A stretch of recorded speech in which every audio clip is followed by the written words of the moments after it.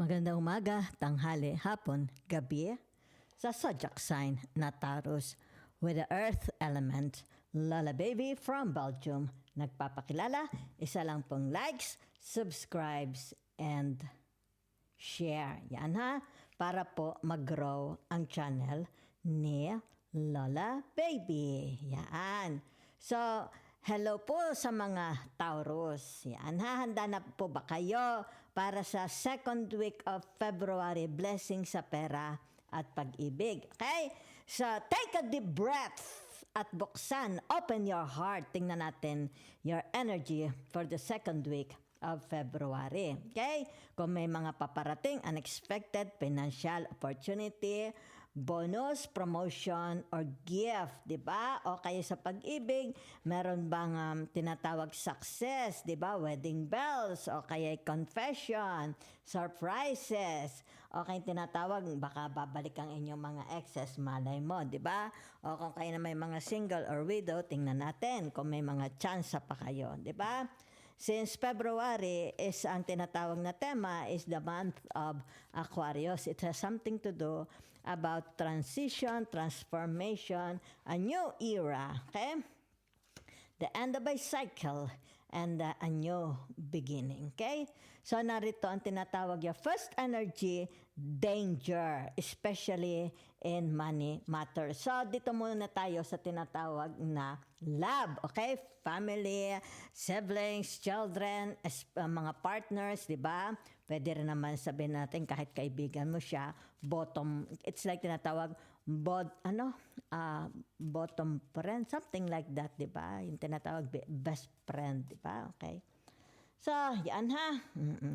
May danger daw, especially in money matters. Baka pag-awayan. Baka meron dito tinatawag higitan, pag-aaway pagdating sa kaperahan. Pwede rin mag-asawa, di ba? Shield, you need to defend yourself. Yan, okay? Para hindi kayo masaktan. Okay? So, younger woman, dealings or relationship with a younger woman. Sino ito? Kapatid mo, asawa mo, anak mo, sino yan ha? So, tingnan natin, mga Taurus. Yan. Door, opportunities are waiting for you. Okay, saan itong opportunities na ito? Di ba? So, tingnan natin ha, ang inyong tinatawag na tarot. Gamitan natin ang tarot. Sandali. Yan. Love. Ano itong opportunities na ito? Bagong pag-ibig? May magbubukas ba? Mayroon pang confession? Sandali laang ha at nag-reverse. Okay, ayaw ko nag-reverse, but nangyari, nag-reverse ha. Okay, sa mga Taurus with the earth elements. Okay? So, ibig sabihin ito yung tinatawag na the Nine of Cups. Yan ha. So, ibig sabihin itong the Nine of Cups na ito, yung tinatawag na, okay, meron ditong pinagkakaitan, di ba? It's like, kasi ito kung naka-upright, kita nyo, nagsiserve siya, nagsisilbi, di ba? It's like, tumatanaw ng utang na loob. Pero dito nakikita mo, nag-reverse ito. So, ibig sabihin, ito'y taong walang utang na loob. Okay? Hindi siya marunong tumanaw ng utang na loob. Okay? Sino siya? Siya ba ito? Okay, kung sino ito? Mga nakakabatang kapatid, baka anak, baka asawa, baka pinsan, kamag-anak, kaibigan ang turing mo na is parang tunay na kaibigan. So, wala siya utang na loob. Di ba? Yan. Pakingge. Nasa pag-ibig tayo ha. Pwedeng family, di ba? Relatives, in-laws, di ba? So, naririto ang tinatawag na, okay, yan, the death. Okay? Hindi the death. Ito si the death. Pero ito tinatawag the Four of Pentacles. Di ba? So, ibig sabihin nito yung tinatawag merong maniningil. Oh, la. So, ibig sabihin nito yung tinatawag na sisingilin niya. Okay? Yung mga nagdaan, ay, it's like, kaluma-lumaan na. Diba? It's like tinatawag, kopong-kopong pa yata ito. Panahon pa ng kopong-kopong. Yan, diba? Magbabalik para maningil. Yan, ha? So mag-iingat ha, baka ito may kinalaman sa pera dahil yan. So ibig sabihin nito, tinatawag, i-depend daw ninyo o sarili nyo ha. Pangalan, shield, put a shield, di ba? Meron dito, it's like panahon pa ni Magellan ito, di ba? Kumbaga dito yung tinatawag, ay ano ba naman yan, naniningil isa, katagal-tagal ng panahon, di ba? Ano sinisingil, maaring pera. Maaring mambabaoy ito, di ba? Yan. Kumbaga halimbawa sabihin may mga hinanagpisya, may mga tinatawag na sakit ng loob na hindi niya nasabi. Kumbaga dito it's like I don't know kung ipamamata ito, di ba? Yan. So ibig sabihin nito, yan. Humanda kayo ha. Meron dito magbabalik, di ba? It's like parang tinatawag tapos na naman yan. It's like panahon pa ni Magellan siguro yan, di ba? But ito'y ibinabalik uli, di ba? Sasariwain. Gusto niya sariwain ang nakaraan. Maring relationship, pagtataksil, biglang mag-asawa, o kay mga in-laws, o kay baka may kinalaman sa kaperahan, di ba? Baka halimbawa sabihin natin relationship na magbiyanan, o kung ano man yan ha, o mag-ina, o magkapatid, magpinsan, kung ano yan ha. So, meron dito ang tinatawag na the Eight of Swords. Yan, ha? So, ibig sabihin nito yung tinatawag pagpaparaya. Okay? Yan.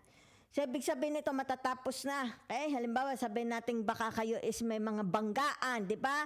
Baka ito'y dumating na sa korte, baranggayan, di ba? So, ibig sabihin nito pagpapalaya na.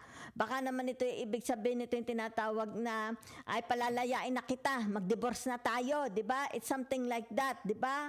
Kumbaga dito yung tinatawag, tatapusin ko na paghihirap mo, di ba? Yan. So, it's like a doors opening. Merong magpapalaya. Okay? Ikaw ba ang magpapalaya o sila ang magpapalaya? Di ba? So, meron din dito ang tinatawag, lalabas sa kulungan, ha? Okay? Marito sabihin na natin, baka pinakulong siya, di ba? Ng kanyang magulang, ng kanyang kapatid, ng kanyang asawa, di ba? Oh, so, ibig sabihin nito yung tinatawag, palalayain na siya. Okay? So, narito ha, the Ace of Wands. Yan ha. So, ibig sabihin nitong the Ace of Wands na ito, yan di ba? It's like merong bagong taong papasok sa buhay nyo. It's more about romance, di ba? Ligawan, di ba? O yung tinatawag proposal, di ba? Or yung tinatawag na baka ito is family migration, di ba? Yan. So you are really dealing, okay? Kasi naman itong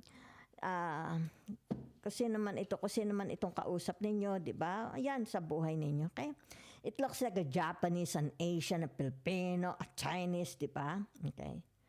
So, tingnan naman natin sa inyong pamimera, okay? Wisdom, wisheit, okay? Wisdom. Sandali lang, ha?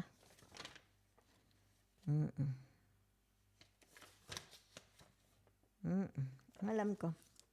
About your wisdom. Okay? Pagpapasalamat daw po. Okay? Ano pa?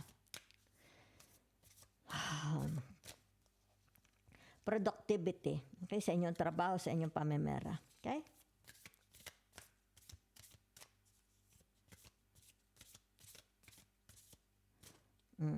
Acceptance. Di ba? Acceptance. Maybe baka kayo may mga nakalaban, di ba? Mga nakasugapaan sa trabaho, di ba? Yan, kasi naman yan, ha? So, dito, ha? Ito tinatawag, very grateful. Taong ito, very grateful. So, tingnan natin. Wisdom, the owl, okay? The sign of owl, it's for your money, finances, Taurus, okay?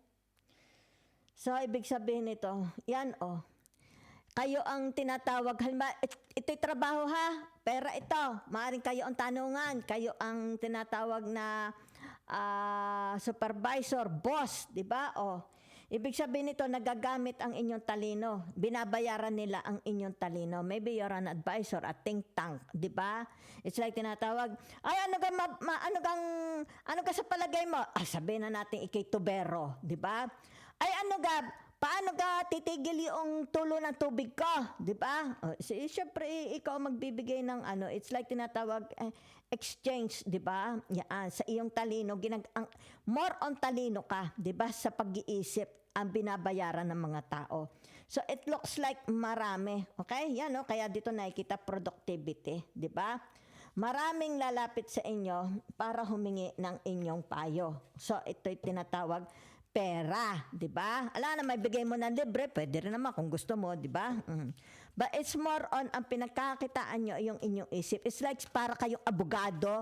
Ay ano gaya, habla ko na rin kapitbahay ko. Oh, sige, ano na, ikaw na kukuhanin ko abogado. Di ba? Yan o. Productivity. Ibig sabihin, ang pera ninyo is lumalago. Di ba? So narito ang tinatawag the 9 of Wands, di ba? So ibig sabihin nito yung tinatawag na may mga tao, di ba? Yan it's like tinatawag trespassing. Okay? Yan. So wag niyo silang pahihintulutan ha. It's like baka ito'y pumasok sa inyong mga office, di ba? Pumasok sa inyong halimbawa kung ang inyong halimbawa may opisina kayo, di ba? Ibig sabihin nito yung tinatawag panghihimasok. Gusto niyang panghimasukan ang iyong kaperahan, di ba? Yan. So narito. Yan ha. Meron ha. Yan So kaya ito na dito, di ba? Yan kita mo It's like panghihimasok, merong gustong manghimasok. Yan ha. Pakialamero, di ba? Inggitero, di ba? Baka gusto niyang agawin ang iyong posisyon. Yan ha. So malaki ang inggit nito sa iyo. So don't allow them. Tibayan mo na lang ang iyong susi, di ba? Ang iyong pinto. So meron dito, okay? It's about your ito yung tinatawag the 9 of Pentacles, di ba? Ibig sabihin nito, ano na ito? Success. Yan, palo na kayo sa success. Kaya dito, productivity. Kung ano man itong ginagawa nyo, are you a teacher, a police, barangay, politician, psychologist, di ba? Yan, Ibig sabihin nito, maraming tao, di ba? Kinukuha ang inyong tinatawag na galing, di ba? Ang sagot ninyo, magagaling. So, tagumpay. Narito ha, tagumpay sa inyong trabaho. Okay? Yan. Kakaroon ng tagumpay. Maraming pera. Papasok. Okay? Kaya dito kita ninyo, di ba? Kung sino ito? Yan. Gusto ng panghimasukan ang iyong kaperahan, ang iyong kabuhayan, ang iyong tinatawag hanap buhay. So, ibig sabihin nito, wala pa siyang acceptance, di ba? It's like tinatawag, hindi niya matanggap. Okay? Maaring nasasagasaan ng ego niya, ang pride niya, di ba? So, narito, kita ninyo, it's about your tinatawag na, yan you will be very, very thankful dahil yung inyong sagot, ang inyong dasal about pamemera is masasagot. So, ito yung tinatawag for the second week of February. You will be very, very thankful sapagkat yan, nagpapatakan na. Okay? A lot of messages yan, di ba? Lahat ng mga katanungan mo about money, trabaho man ito, financial, career, yan, isa-isa nang magkakaroon ng kaliwanagan. And you will be very, very thankful. Okay? Kaya nga dito kita nyo, magiging very, very productive ang inyong pamemera. Okay? Use your wisdom. Okay? Yan. So, ibig sabihin nito, kita ninyo, they cannot accept, yan. They cannot accept na mas magaling ka sa kanila. Di ba? So, ibig sabihin nito, maaring tinatawag, pupunta sila sa inyo para makipag-compete, di ba? Kumbaga dito, baka magagawa ng gulo, di ba? Kumbaga dito, gusto nilang patunayan sila mas magaling kesa sa iyo. So, yan ha. Ibig sabihin nito, use your tinatawag na, it's about wisdom, di ba? It's about your intelligence, di ba? It's about your tinatawag na kindness, di ba? Yan. Kasi meron dito, very, very kind kayo, ha? Yan, di ba? Yeah, it's like tinatawag, unawain mo na lang sila. Ibig sabihin nito, hindi naman pwedeng pagka pumunta sila sa inyo, suntukan na kayo. Di ba? Pwede mo naman silang sabihin ng maganda, 'di ba? Yan. It's like be firm. Ipakita mo, 'di ba? Ipakita mo sino talaga ikaw. Yan na. So Huwag kang magpapa-intimidate dahil kasi dito nakikita gusto ka nilang intimidate, di ba? Yan. Kasi ayaw nila ikaw bumango, ayaw nila ikaw mag-increase, ayaw nila ikaw tumaas ang posisyon. Yan, oh. So, ipakita mo sa kanila. Okay? Yan. Kung sino ka talaga. Yan, ha? So, it's like tinatawag, pangil sa pangil. Di ba? Ipapakita nila ang pangil. So, huwag kang ma-intimidate sa kanila, ha? So, ito ang mangyayari sa inyo, ha? So, for some of you, it's full of wisdom. You're full of wisdom. Siguro, mga salita nyo, maybe you're a teacher, you're a preacher, you're kung ano man ito, di ba? Yan, o you're full of wisdom. Kaya dito, di ba? Hindi nila matanggap na talo mo sila, di ba? So, thank you very much.